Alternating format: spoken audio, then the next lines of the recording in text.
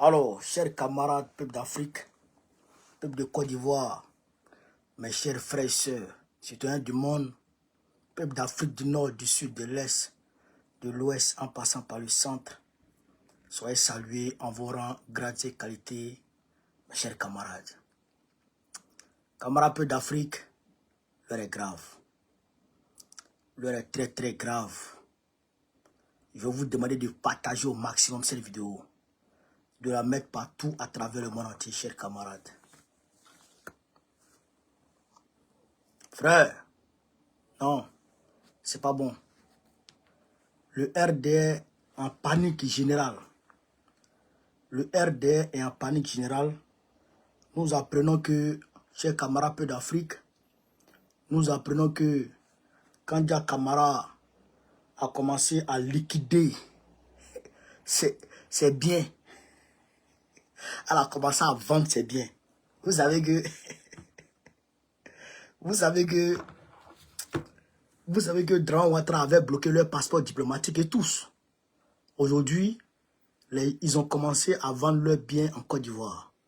Parce qu'ils savent que quand le vent va tourner là, il y aura des audits dans tous les départements, je dirais ministériels, et même dans toutes les institutions de la Côte d'Ivoire, il y aura, chers camarades peu d'Afrique, des audits. Donc, ils ont bien évidemment peur et ils sont en train de vendre leurs biens.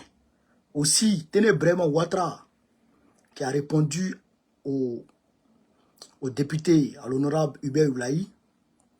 On va en parler bien entendu. Il y a une opération policière qui est en cours, qui va se mener demain. On va en parler aussi.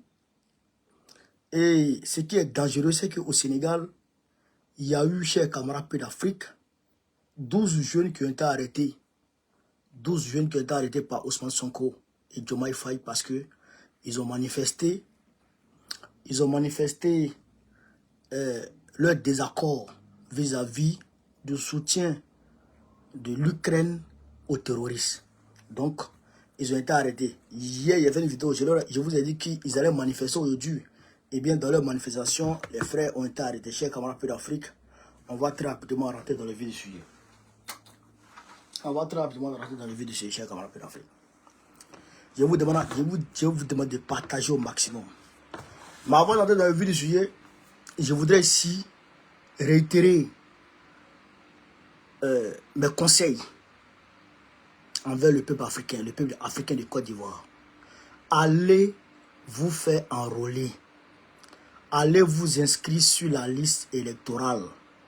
Allez-y vous inscrire sur la liste électorale. C'est ça seulement qui va nous aider à revenir au pouvoir. C'est ça qui va nous permettre d'accompagner Gbagbo au palais présidentiel en 2025. Allez vous inscrire sur la liste électorale. Est-ce que vous avez compris ça? Voilà. Donc, chers camarades d'Afrique, on va rentrer dans le vif du sujet. Alors, qu'est-ce qui se passe?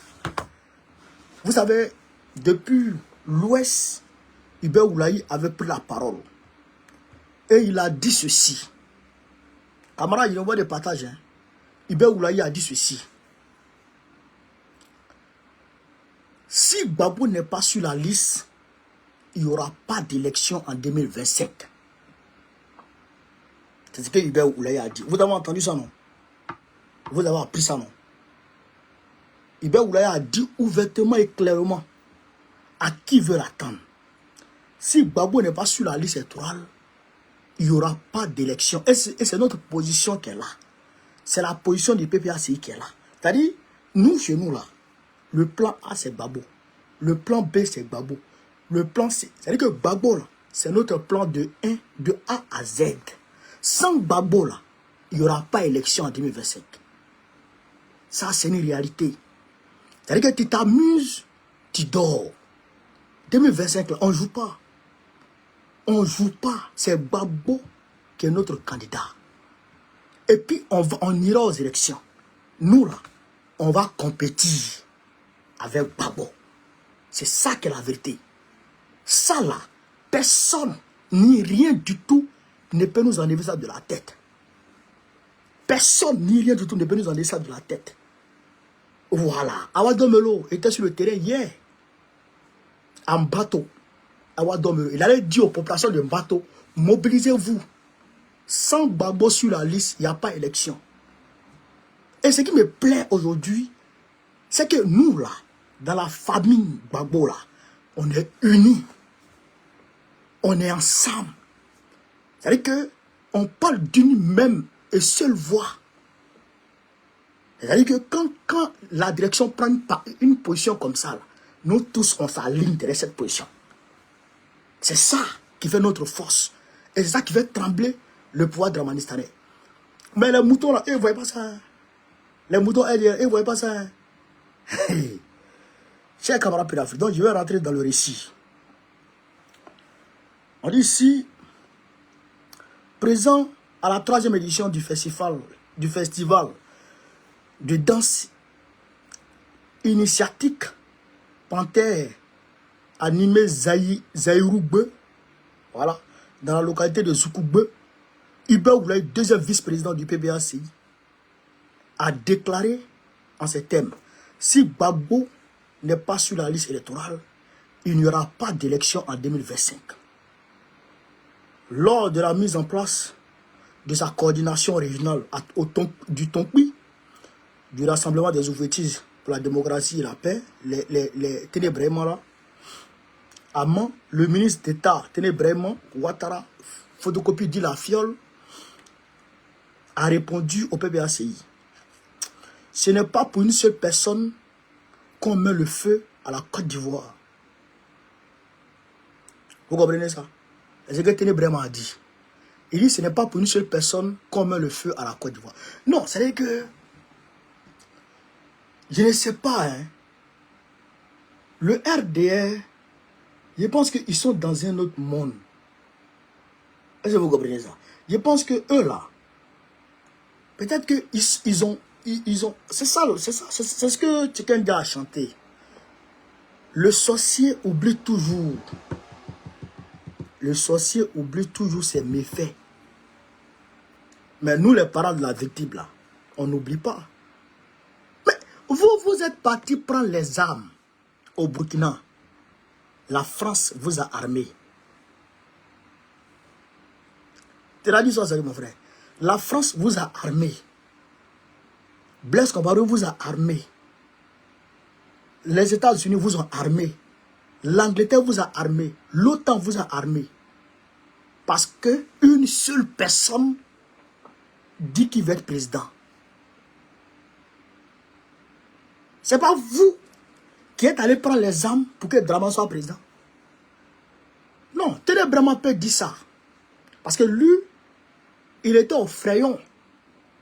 Quand les rebelles et les chéroussements étaient dans le feu, il était au Frayon. Quand les Watao étaient sous le feu, je dirais étaient entraînés par l'armée française sur le terrain. Donc lui, comme il n'a pas combattu, donc il peut dire ça. Même s'il n'a pas combattu, nous on va te rafraîchir la mémoire, Ténébraiement. Nous on va te rafraîchir la mémoire. Ton grand frère ou bien ton papa, là, Draman, là, il a pris les assassins rebelles. Un assassin rebelle. Il a tué Guéhi. Il a tué plein de personnes. Plein de personnes. Pour accéder au pouvoir. Il a tué Ibé pour accéder au pouvoir. Il a mis la Côte d'Ivoire à feu et à sang, alors que ce n'est pas son pays.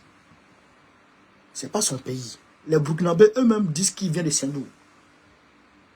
Il a mis notre pays à feu et à sang pour qu'il soit candidat. Et en 2005, le président Gbagbo,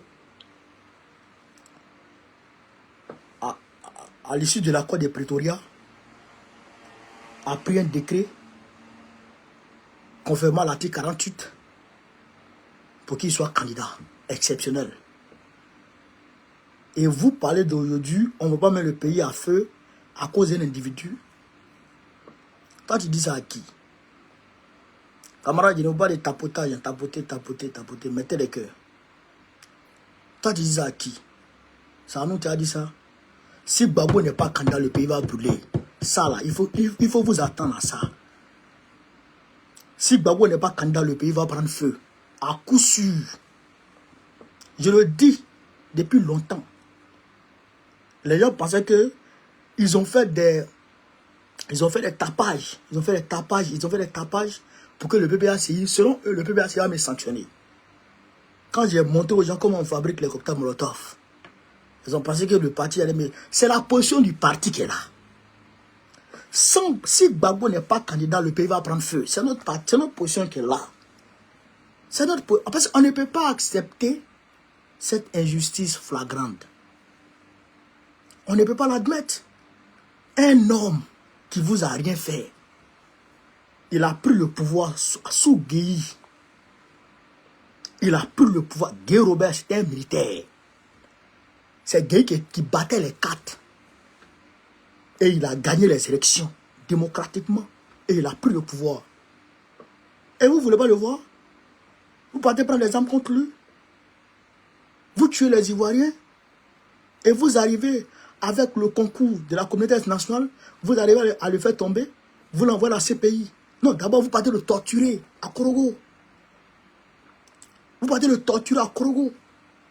Si Gbagbo aujourd'hui, il avait problème de pied, parce que maintenant, Dieu merci, ça va. Il marche bien maintenant. Quand il est rentré en Côte d'Ivoire, là, de la manière il marchait, là, ses problèmes de pied, là, son problème de genoux, là, c'est Dramane Ouattara qui lui a fait ça à Korogo. C'est Dramane Ouattara qui lui a fait ça à Korogo. Il était cloîtré dans une petite pièce comme ça. Il ne voit pas le soleil. C'est les appels de prière de la mosquée qui lui permettaient de savoir s'il fait jour ou pas. Quand les visiteurs arrivent, on les fait sortir, on le met à l'aise. Quand les visiteurs s'en vont, on le fait rentrer dans le trou. Vous avez gâté son pied. Vous l'avez torturé mentalement, psychologiquement, physiquement. Après, fatigué de le torturer, vous l'envoyez à la CPI. Pour vous, il allait rester là-bas. Il se bat. Grâce à Dieu, il est libéré. Et vous partez vous cacher dans votre chambre pour dire qu'il est condamné à 20 ans de prison. Braquage à main à main. Braquage à main à main. C'est Gbagbo qui est votre brigand. C'est Gbagbo qui est votre terroriste. C'est Gbagbo, c'est Gbagbo qui est votre terroriste, qui est votre braqueur. Braquage à main à main. C'est à Gbagbo vous dit ça. Et vous le condamnez avec des preuves, un procès unique, fallacieux. Et vous dites qu'il est condamné, donc il ne peut plus être sur la liste électorale. Hein? Après tout ce qu'il a enduré, vous avez tué ses camarades de lutte, tué ses frères. Sa maman est décédée, derrière lui, il n'a pas pu enterrer sa maman. Vous avez tué les Ivoiriens. En 2004, vous les avez tués. En 2002, vous les avez tués. En 2010, c'était pire. Autour de sa maison, les femmes qui étaient venues, les mamans qui étaient venues, les jeunes qui étaient venus, vous les avez bombardés au menu. Ils sont morts. Et malgré ça, vous allez venir vous asseoir pour dire qu'il n'est pas sur la liste électorale. C'est-à-dire que si le PPACI accepte, je le dis en toute sincérité, si nous on accepte que Gbagbo ne soit pas sur la liste, et que si on accepte cette injustice, il est préférable qu'on arrête de faire la politique et qu'on aille au champ pour aller faire des plantations, pour aller faire des buts de patates ou des buts de gnam. Parce que la politique ne serait plus pour nous. Parce que nous sommes un parti de gauche. Un parti de gauche qui défend les droits humains. Donc on ne peut pas se dire défenseur des droits humains et ne pas pouvoir défendre le droit de notre leader. Jamais de la vie. Jamais de la vie on va accepter cette injustice contre Gbagbo. Jamais de la vie. Au grand jamais. Ça là, il faut que ce soit clair pour le RDR. Et qu'ils ne s'amusent pas. Ben, si ça a commencé là, vos maîtres là, vos patrons là, ils vont sentir. Vos patrons, ils vont sentir ça. Ouais, donc quand ça a commencé, vos patrons vont sentir ça. Tous ceux qui étaient impliqués dans le bombardement de Gbagbo là, en 2010 là, ils vont sentir au nom de Dieu. Donc, c'est-à-dire que enlevez ça de vos têtes même. Voilà. Enlevez ça de vos têtes. L'exclusion de Gbagbo là. L'exclusion de Gbagbo là. Enlevez ça de vos têtes. Est-ce que vous comprenez ça? Et puis il continue. Il dit quoi?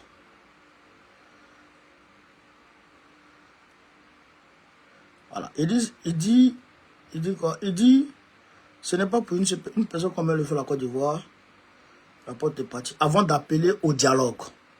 Choisissez le chemin du dialogue. Voilà. Il dit, nous, on n'a qu'à choisir le chemin du dialogue. Mais, petit Brément, petit soulard, drogué, il y a ton dossier. Mais il y a Djenzen ça, un jour. Ton dossier là, c'est pas encore complet. J'attends le reste, il y a Djenzen. Il y a Djenzen. Tes goûts là, je le connais. Il y a Djenzen ton dossier, ça arrive. Ça arrive. Et là, il y a ici, il y a ici. Il y a ton dossier, même sans. Au nom de Dieu, il y a ton dossier. Mais j'attends que ce soit complet. Et puis, il est allumé. Tu vas pas croire. Donc, petit trisomique, écoute-moi ce qu'il te dit. Laurent Gbagbo là, c'est lui qui est le concepteur de asseyons-nous et discutons. C'est lui qui a créé ça, Gbagbo. Asseyons-nous et discutons. Et du comprendre ça. C'est Gbagbo qui a dit ça. Et puis c'est parce que Gbagbo là, il aime le dialogue que la Côte d'Ivoire n'a pas été divisée. Parce que la Côte d'Ivoire là, de la manière les gens ont tenté de diviser le Mali là, c'est la même chose là qu'ils voulaient faire en Côte d'Ivoire. Les gens voulaient diviser la Côte d'Ivoire. Mais c'est comme Gbagbo, c'est un homme de dialogue, un homme de réconciliation, un homme de paix. Donc, il a privilégié le dialogue, ce qui a permis à la Côte d'Ivoire d'être réunifiée. Bon, tu n'étais pas là, tu étais en train de te nier. Donc, tu ne connais pas tout ça. Deuxièmement, quand il s'est agi du retour de Gbagbo, il pouvait prendre, comme il a dit sur TV5, il dit si je veux rentrer, je peux rentrer par le Mali et puis je viens en Côte d'Ivoire. Mais je vais dialoguer pour rentrer tranquillement. Il a dit lui-même. C'est pourquoi il a dialogué pour pouvoir rentrer. Gbagbo. Au nom de la paix, il a demandé à notre parti, à nos députés, de voter Adama Bitogo à l'Assemblée nationale. Parce que pour lui, il serait injuste de courir derrière le poste de quelqu'un qui est mort.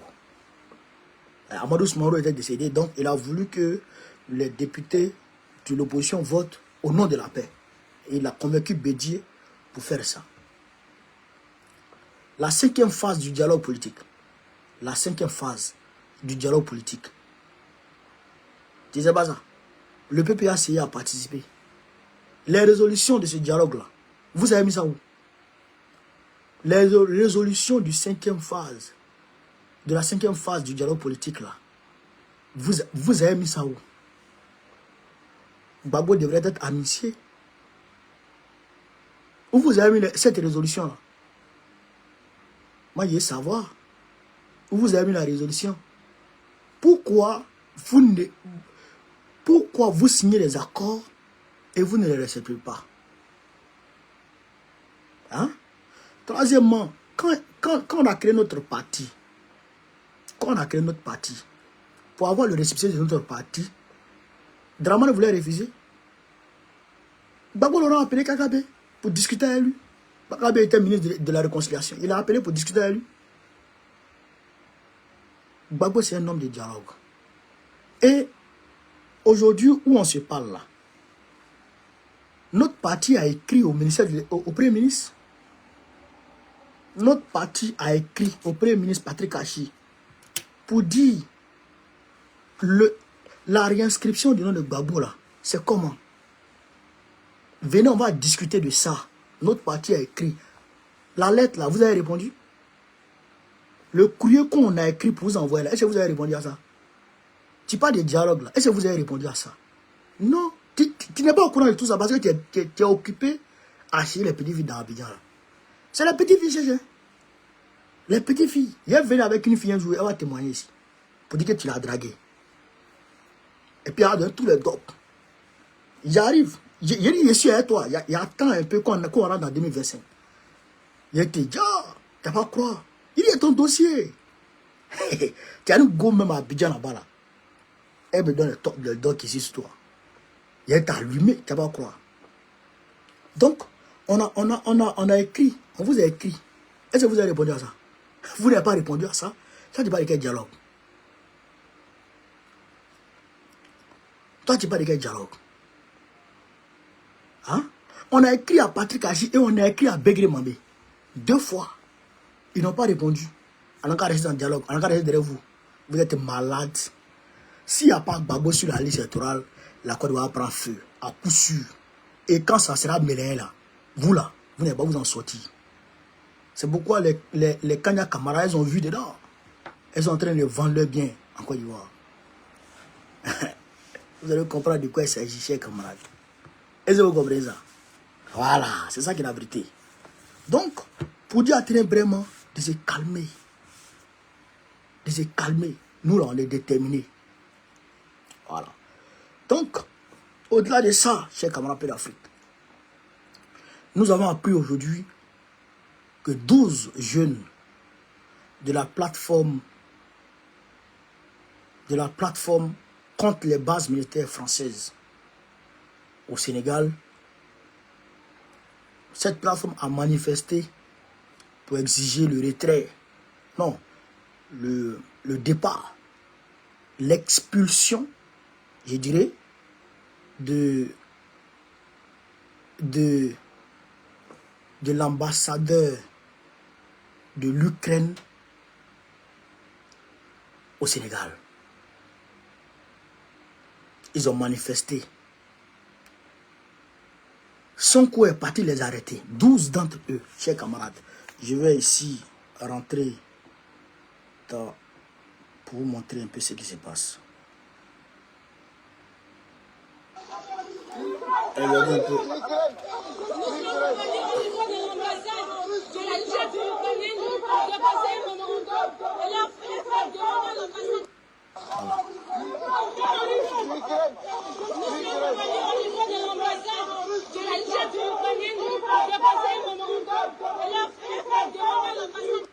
Voilà. Donc, ils sont allés manifester pour déposer un mémorandum pour dire à l'ambassade ukrainienne de dégager de leur pays parce que l'Ukraine, vous entendez non? Ukraine terroriste, vous entendez non? D'accord. Donc, ils sont allés déposer un mémorandum pour demander à l'ambassade ukrainienne, à l'ambassadeur de l'Ukraine de dégager de leur pays parce que c'est un terroriste.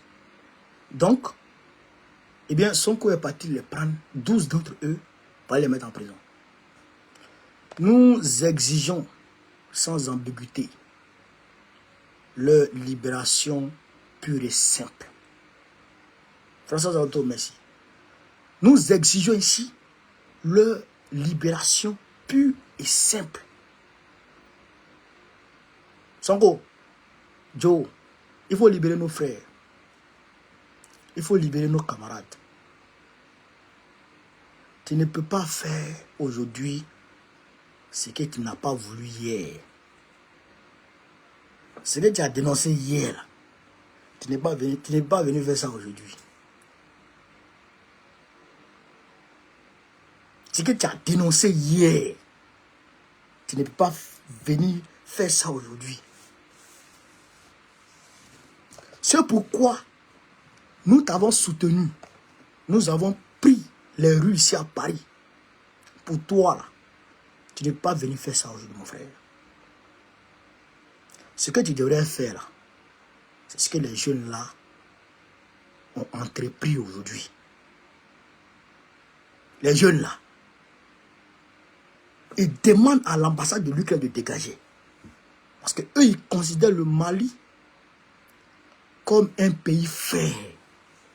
Pas dans la bouche, dans les faits. Alors, il ne peut pas accepter que une ambassade se transforme en sanctuaire terroriste soutenu par l'Occident pour planifier des attaques dans leur pays frère. Et d'ailleurs, revendiquer ces attaques et prédire d'autres attaques. Et puis cette ambassade-là va rester. Et il ne peut pas accepter ça. Et c'est la position de l'opinion panafricaine et africaine en général. On ne peut pas accepter que nos frères soient attaqués, soient tués par une ambassade que tu abrites chez toi. Sonko, ça, on ne peut pas l'accepter. On aurait pensé que tu aurais pris, on va dire, le courage de demander à ces gens-là de dégager. Oui, mais tu t'es limité qu'à une dénonciation. Simple dénonciation. Non, on n'est pas d'accord, Sonko. On n'est pas d'accord. Il faut libérer nos frères. Ça, c'est l'ambassade de l'Ukraine. Et si ils vont à l'ambassade, ils vont devant les bases militaires françaises. Le jour où nos frères là vont devant les bases militaires françaises, qu'est-ce qui va se passer? C'est-à-dire que tu vas les tuer. Vraiment, je ne sais pas pourquoi on s'est battu pour vous. Je me demande pourquoi on s'est battu pour vous. Macron est attendu là-bas. Hein. Macron est attendu là-bas. Au Sénégal. Là. Macron arrive là-bas bientôt. C'est-à-dire qu'on s'est fait avoir par Sonko et Diomaye. On s'est fait avoir. C'est pourquoi j'ai dit, quand les gens me disent souvent dans les couloirs, mais vous connaissez, est-ce que Gbagbo ne doit pas prendre un plan B? J'ai dit jamais. Plan B, voici plan B là. Voici plan B de Sonko là qui est là. C'est catastrophique ce qui arrive au monde panafricaniste.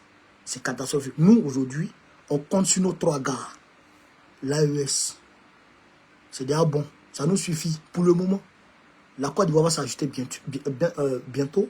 Parce qu'on va dégager, Draman très rapidement. Et on va prendre le pouvoir. Et on sera à la tête de la révolution ivoirienne. À coup sûr. Ça, il n'y a rien à faire. Camarades peu d'Afrique. Voilà un peu ce que je voulais vous dire. En bref, ce que je voulais vous dire ce soir concernant ces sujets-là. Donc, je vous demande de continuer à partager la vidéo. On était presque 1000 personnes sur Facebook. Sur Facebook, on était presque 1000 personnes. Sur TikTok, on était près de 400 personnes. TikTok, ça commence à baisser là. Il faut continuer à partager. Il faut continuer à tapoter parce que TikTok là, souvent, ça signale trop. Et sur les autres plateformes YouTube, Instagram et tout cela, ça sera republié. Donc, continuez à partager, continuez à vous abonner. Sur ce, vive l'Afrique libre, vive le panafricanisme, vive tous les présidents panafricains. Gbagbo, président de la République Côte d'Ivoire en 2025. Inch'Allah. On est ensemble les gars, merci.